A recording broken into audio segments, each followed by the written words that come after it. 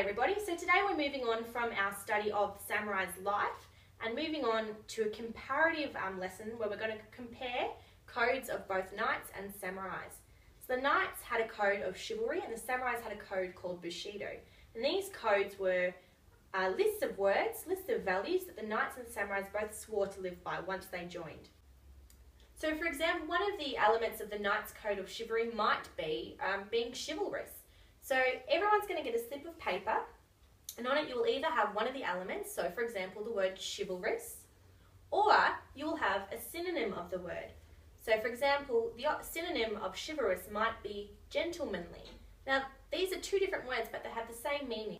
So what you need to do once you've got your slip of paper is to find your partner. So these two would be partners. And once you've got your slip of paper you can start moving around the room to find your partner. Once you and your partner have found each other, come and sit back down at your table and I'll give you the list, the completed list, and you'll be able to copy that down into your books. Does that make sense? I'm going to pass these around now. Once you've got your slip of paper, you can start moving around the room. Attention please. Now that you've started compiling your lists of differences and similarities between samurai and knights, I'd just like to get you started on the next part of our task. So what we're going to be doing is a Venn diagram. Has anyone ever done one of those before? Pop your hands up if you have. Awesome.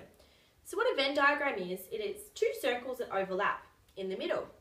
And on one side of the circle, you're going to put the title samurai. On the other side, the title knights.